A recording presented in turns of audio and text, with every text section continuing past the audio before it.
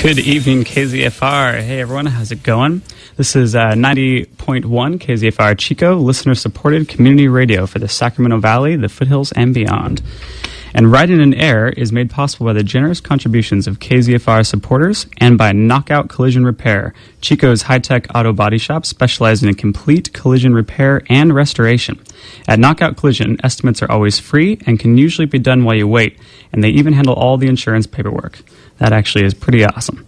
For an appointment or information, call Knockout Collision Repair at 899-9202 or visit knockoutcollisionrepair.com. Well, hello, everyone. My name is Kevin. I am a new programmer here at KZFR, and I am really excited to do this show. I've been kind of influenced by radio most of my life, almost wholly from the TV show Frasier. That has been kind of a big inspiring thing for me for years and years and years, but this show will not be a psychology show, I promise. I am not qualified for that, and by no means am I going to attempt to analyze anything on here, minus what I'm getting to. So this show, Riding on Air, is developed mainly to give students around the world, but specifically Chico, I take input from anywhere, though, a chance to get their creative writing out on the air and in circulation and heard by people everywhere. So basically, I take in short stories from so far Chico State and a couple other places that I'll mention from students, and they write on whatever topic they want. Eventually, we might get to some themes and stuff like that, but that'll be a little while before we get there. Yeah, so these short stories aren't very too long. I've got about 4 or 5 here tonight. Should be pretty fun. Yeah, and that's about it. If you want to send in a story and you're a student locally listening, it is write.onair@gmail.com. I'm sorry, write.onair@gmail.com. That is the address you'll send it to, and I am Kevin. In the subject line, just make sure to put on that you are submitting a story, and any comments you want heard on air, go for it. Later tonight, I'll post up all the requirements on our website. That way we can see exactly what we have to meet here, keeping it classy and stuff like that. I have a few requirements that need to be met, but nothing major. And I don't turn away any stories if I can help it, because the more the merrier. So, without further ado, see if I can get everything set up here. This next story is going to be by Lily Alski. She is actually going currently to Hiroshima Daigoku, which is Hiroshima University. And she got wind of me posting this up because we've been longtime friends. And she asked if she could submit one. And I said, sure, because I didn't have that many others submitted. So that was all right with me. So this story is called Old Friends.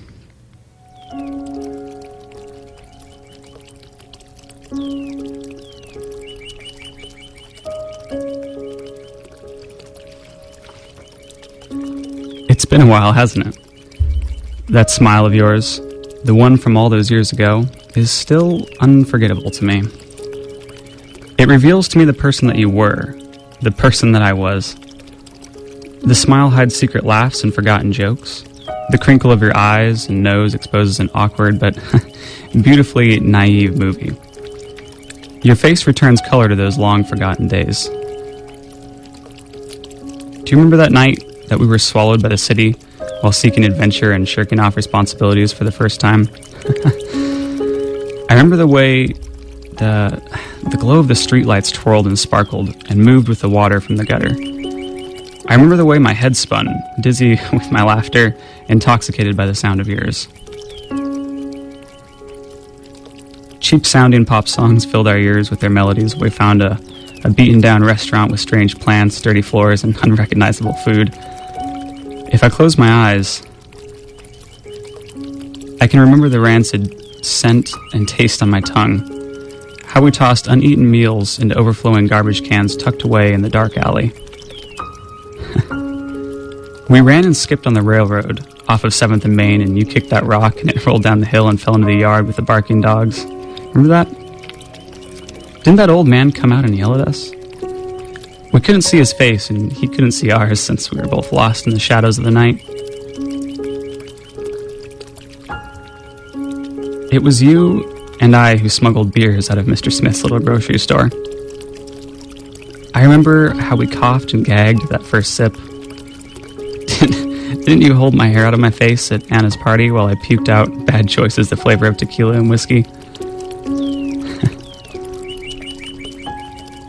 I loved you best when you let me copy all of your homework in Mr. K something's biology class. You'd always glare at me and scold me, but I knew you didn't mind. I know I saw pride flash in your eyes when I stood in the front of the audience with a hard-earned degree clutched in my hand. I can hear you even now saying, if it wasn't for my answers all those years ago, you'd probably have never made it into med school. We laugh the way we always do.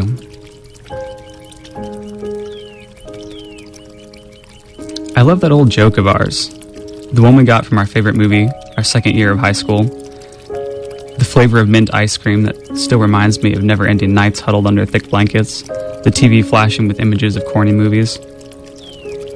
You looked beautiful in your wedding dress. I love the way the lace wrapped around your body and how the veil framed your face perfectly. I was right beside you as you put that ring on your finger. I'll always remember the way both of your hands trembled with the energy of that day. I was right beside you when you signed the papers, too. Salty tears ran down our faces. The feeling of warmth as you cried in my arms still burns on my skin even now. Long nights of endless chatter slowly morphed into a desperate hunt for restful sleep. You had 2 jobs and 2 kids. I was too busy testing the way my wings felt in the wind to notice the change. It has been a while, hasn't it? I could sit and reminisce on the flavors of our past for days if I wanted. You've always been one of my favorites, you see. Maybe that's why I wanted so badly to ignore the beep. It's trying to invade these sweet memories. It's trying to contaminate them, to taint them and poison them with its sound. But it's stronger than they are. It is the present. Your face has more wrinkles than it used to. Laughter lines and stress lines and gray hairs I never noticed before crown your appearance. When did they appear? It's wrong that I don't know, isn't it? I'm certain it is. I can't ignore the beep. That machine connected by wires into your body is whispering something I don't want to hear. It's something that shouldn't be real. I can't ignore the beep anymore, though. I don't know how to feel now. Do I cry? Can I cry without you to cry with me? Can I exist without you? I want to hear your laugh again. I want to convince myself it isn't true. But I can't ignore the beep.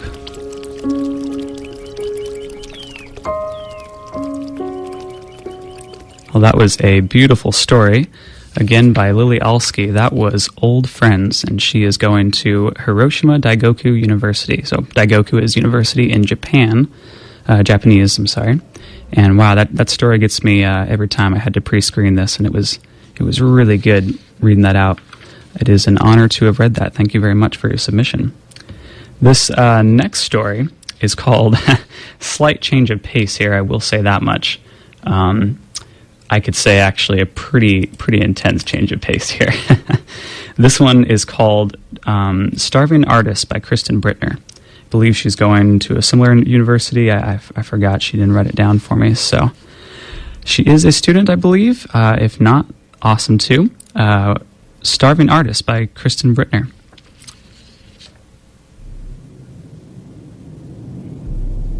The incessant, unavoidable pain takes root within the artist once more, drawing him away from his blank, yellowed canvas. It is accompanied by a furious sound. Tick, tick, tick. He ignores the sound and seeks to sate the clawing beast inside of him. The artist's dragging footprints are the only disturbances in the fine coat of dust on the withered floorboards as he trudges to the kitchen. Tall, sheeted ghosts rise up all around him, protecting all of his belongings from the effects of time. Both he and the house exude a miasma of negligence. He doubles over, his frame raked by dry heaves. Despite his common malady, propriety and procrastination are at the forefront of the artist's mind. He is meticulous with his place set into the table, but is careless enough to forego dusting off the eating surface. He sits solemnly in his chair, knife and fork in hand, daydreaming at an empty plate, but not quite foolish enough to wish. And then a thought crosses his mind, a dim recollection. His heart blooms with timid hope. A small trickle of memory, a sign of life from under the sink, from under the damp, steady drip, drip, drip, before the tick, tick, tick can come back. The artist flings himself to the floor, crumpling in a disheveled heap, and throws open the cabinet doors with a loud creak. The sight that meets him itself is almost enough to drive away the panging earthquakes that erupt from the core of his being. In the dark recesses of the cabinet is the most succulent morsel upon which the artist could never even remember setting his eyes upon, a true modern marvel that had the power to cure him. He gingerly snaps the delicate stem of the fungus, his eyes devouring the blackest black cap, the fluorescent blue gills. It looks to him delicious. The artist brings his bounty to the plate, setting it perfectly in the center. He is temporarily disturbed by that sound again. Tick, tick, tick. He shakes his head to clear it, but the world swims around him. His mind floats disjointedly in ecstasy of his victory. Perhaps this would be his only chance. With shaking hands, he cuts the mushroom in half and takes his first bite. The bite is acrid and seems to burn his tongue like capsaicin, but the bite is life. It is the second bite, however, that brought him clarity. Tick, tick, tick. With a new clarity brought on by his infinitesimal meal, the artist stands, leaving his plate and utensils rudely on the table. As strength begins to flood his veins, he feels his youth returning, a spring in his step. His mind seems sharper, and he is no longer hindered by the stabbing of hunger in his belly. The artist enters the foyer. The clock, the broken clock, now working, much like he himself. A trill of pure joy in his heart as he unmasks the largest of ghosts, the grandfather clock. But it does not tick, tick, tick. The pendulum does not swing, but still the artist hears the tick, tick, tick. Oddly excited, his heart aflutter, he feels more aware than he ever has before. He feels he has purpose, motivation. Tick, tick, tick. He strides down the hall, footsteps urgent. Tick, tick, tick. Perhaps a tap, not a tick? The artist reaches the end of the hallway. His heart is beating out of his chest. Warm sweat beads down his forehead. His eyes are glossy, feverish. A wicker smile claims his lips, mixing demonically with the sallow cheeks and dark eyes. Here moves another ghost to reveal an old vanity. Tick, tick, tick. A ripple across the mirror's surface. Another. A third. Tick, tick, tick. Tapping from the inside of the glass. Tick, tick, tick. The artist reaches forward to touch the glass. His hand goes through. Quickly he pulls it back. It is cold on the other side. The artist runs to fetch his jacket. Tick, tick, tick. When he returns, the artist bends over in front of his own reflection. Tick, tick, tick. The artist taps back. Tick, tick, tick. The mirror erupts in a spray of broken glass, and the artist is pulled through quicksilver. The mirror unshatters as the artist disappears. Not a sound is heard for some time, but eventually, the silence is broken. Tick, tick, tick. All right, that was a pretty intense one. Every time I read that, it gets me. That is called The Starving Artist by Kristen Brittner. And I hope you guys are enjoying the show so far. We have some more submissions and stuff like that coming in. And again, if you want to submit any stories, it's write.onair@gmail.com. My name is Kevin, and I'm the host of this show, and this is my first show ever. So thank you for tuning in and showing your support, everyone. This is really appreciated. I've been looking forward to doing this kind of all summer, but I go to CSU Chico, and sometimes things get busy, so it took me a while to get here, but I am finally here, and it is wonderful. So this second story is actually from my partner, and she goes to CSU Chico too in the creative writing department, and she has been absolutely instrumental in helping me get all of this up and running and going and just everything. So I thank you a lot, Kylie and Bromley, and without further ado, this is called The Yellow Slip of Paper to Arizona.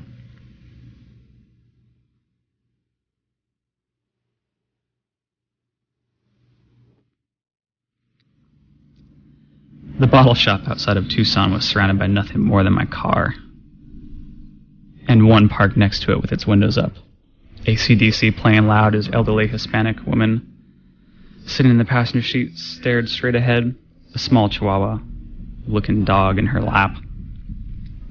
His eyes on me as I dug for my keys in my leather purse. My eyes were transfixed by the dog. My hands rummaging in the crevice of the satchel around my shoulders when a younger man came out of the store. The smell of linoleum and bubblegum followed him. The feel of the air conditioner tickled the air for a moment, teasing us with relief. His presence startled me, and I pretended I wasn't staring as the keys found their way into my grasp. I watched him get into the car with the old lady and the dog and sped off, as if they were on their way to something important. I imagined they were lovers, forbidden to be together, so they packed up their life and found the most remote place they could so that they could be together in dirty desert bliss. Lovers. Remote. The word made my stomach ache with anticipation. Remote. A feeling that consumed me as I drove here. Hours of nothing but dust and a faint sense of despair lingering in the dry, musty air. I unlocked the door of my father's old 1978 sky blue Chevelle that I drove down from Santa Barbara. Boy, that air was dry. He had left it with Mom when he moved down here to drink himself to death. My parents divorced when I was young, so I didn't remember much about them being together, but what I heard in the stories, either from them complaining about each other or from aunties who say I remember it, the relationship my parents had was pretty terrible. Neither remarried. And me, my brothers, we're fine. We were fine with that, considering what a mess our parents were. It would be cruel to subject another person to the way in which they could steal from a wallet while making eye contact and having the cunning to throw out accusations and justifications for why they deserved respect. It was a hot summer day when a neighbor had found my father sitting limp in his armchair, the only piece of furniture left in the house save for an old bell mattress and a side table.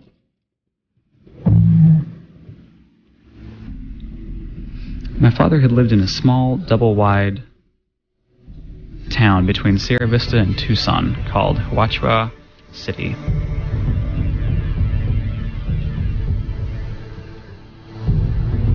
As a drunk, he had pretty much solved everything of value to pay for his alcohol.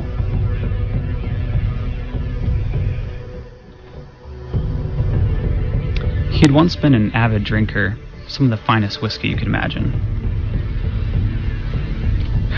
But his drinking turned quickly, and his remaining years he settled on large plastic bottles of Popov. The neighbor said that my father had been dead for some time, and the smell from the heat and alcohol was enough to stun a wild beast, as he put it. Even the paramedics had a hard time when they first arrived. Not in my 30 years in this job, one had said of the scene. That seemed like a big declaration, considering the town my father lived in boasted a strip club called Dusk Till Dawn as the main attraction. A scarlet-red building that looked more like a painted-over warehouse, converted into a cabaret. I believed it was closed permanently now, just its hollow shell sitting along an empty highway gathering dust in the heat. I imagined my father sitting in his old macabre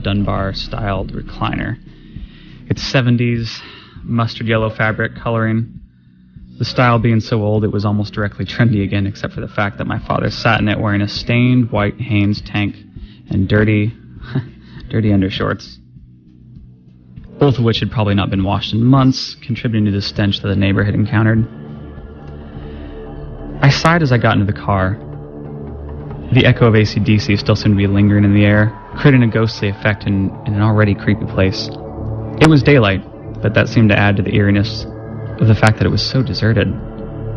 The cashier seemed content to sit and watch his daytime television on a small black and white set that flicked in and out of reception as he leaned over and adjusted the rabbit ears. As I had placed my cherry cola on the counter, he looked at it and then at me, dressed in nice new boots I had bought for this occasion, a clean white tank top and bra that held my breasts up high, tight dark jeans, and hair done long and loose. I was too clean to belong. "That all?" he asked. I looked behind him at the shelves glistening with bottles of beautiful brown nectar, my Achilles heel, whiskey. I sighed, remembered why I was in town, and nodded. As I started the car, the radio came on, loud and startling. I had forgotten I had it on to keep me awake. My stop at the bottle shop was in hopes to build up the capacity to get to my father's mobile home and clean it out, a task my brothers refused. One thought I was taking on heroically, but crossing state lines made me realize that maybe this wasn't as heroic an act as I thought. I had hoped maybe I could find something of value, something to explain why he had to go, why he insisted on isolating. I was reminded of the final nights I spent hovering over bottles of Canadian whiskey, letting the soft, subtle hints of vanilla and spice slide over my tongue, warming my chest and head. A feeling of comfort and ease, a taste of familiarity, a flavor and sensation that I craved more often than not. How it felt like it was saving me until I realized it was actually killing me, until I was almost like my father. Whew, getting some pretty good stories here. Thank you, Colleen Bromley. That was Yellow Slip of Paper to Arizona. Looks like we're going to have time for one last story here, and this one is going to be by Anastasia Kellogg. She is a friend of mine going down to UCLA right now, and she also heard about the show and said, "Hey, I would love to submit something." So, without further ado, this is Lamina by Anastasia Kellogg.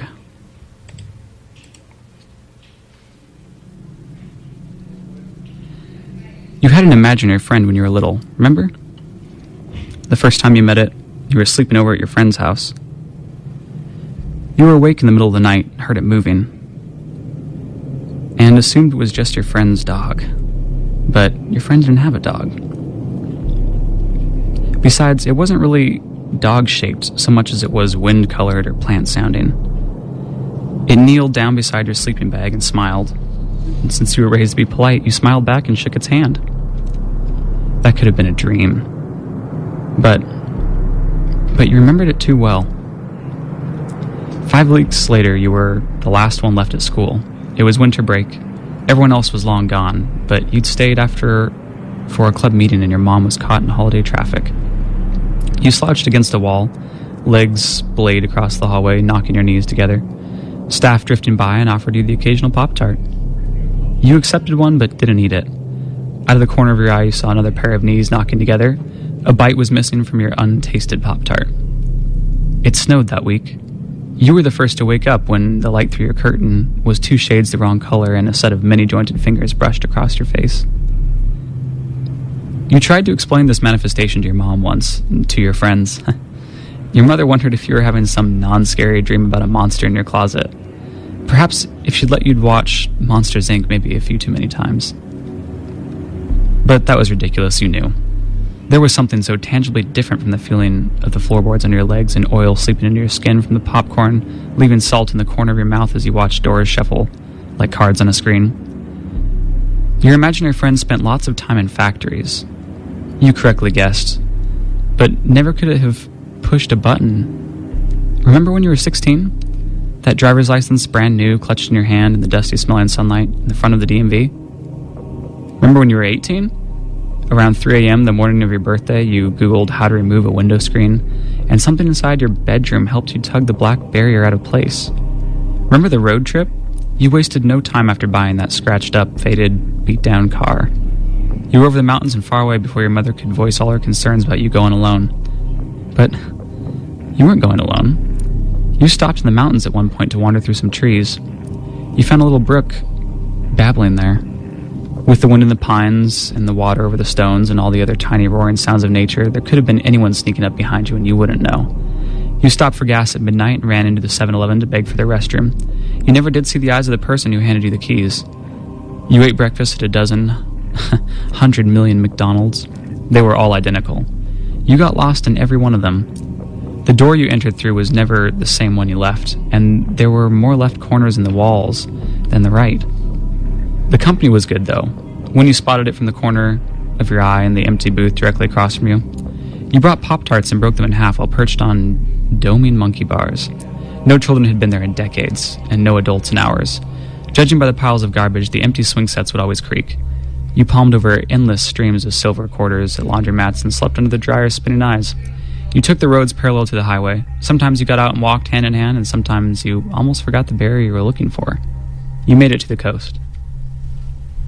There the benches were rotting, the docks were rotting, and the red and white stripes in the lighthouse were rotting. You put your hand on the building's side and walked in circles. Where to next? You asked as you dragged your toes across the salt, slippery reflections on the ground. Remember how you fell? Do you remember the ice-cold weight of the water? I don't. I've never felt anything like it, but I felt you then. Felt your hand for the first time since you shook mine in your sleeping friend's living room. I don't know where you fell or how long it took you to reach there, but I reached there too. Your eyes are trying to focus. I can still feel your face. But it's only moments before other people, real people like you, break into this hospital room and wonder how you got here. So tell me, when you were little, you had an imaginary friend. Do you remember? Wow, thank you again. That was from Anastasia Kellogg. That was called Lamina. I'm going to guess that was the name of the imaginary friend in that story. Man, these stories are fantastic, and I want to thank you all for listening in because my time is almost up, and thank you for all the writers.